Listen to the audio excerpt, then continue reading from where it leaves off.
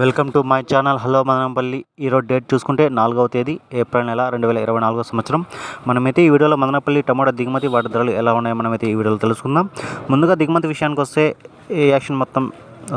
Action start అయ్యే ముందు భాగ్యలక్ష్మి మండి, GPR, Madina, NSR, JBT ఈ లైన్ చూసుకుంటే ఇక్కడైతే ప్రతి మండీకి 50 క్రేట్లు, 60 క్రేట్లు, 70 క్రేట్లు మాత్రమే వచ్చాయి.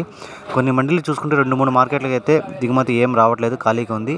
ఇంకా కింద పక్క టీవీఎస్ లైన్ చూసుకుంటే ఈ సిఎంహెచ్, ఎంఆర్ ఈ లైన్ చూసుకుంటే ఇక్కడైతే సరుకులు నిన్నలాగా వచ్చినాయి.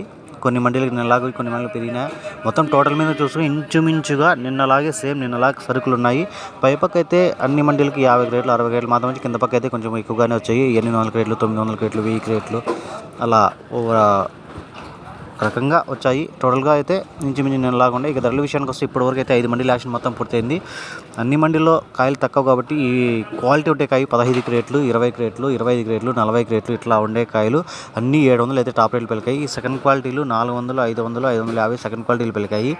మిక్సింగ్ కాయలు 200 నుంచి 300 వరకు అయితే మిక్సింగ్ కాయలు పలకడం జరిగింది. పొడికాయలు, జ్యూస్ కాయలు ఇవి వచ్చి 100, 150 రూపాయలు పొడికాయలు, జ్యూస్ కాయలు పలికాయి. కొంచెం లైన్ కాయలు అయితే పొడి లైన్ కేసే కాయ చూసుకుంటే ఇవి 200, 210, 220 ఇలా అయితే పలకడం జరిగింది.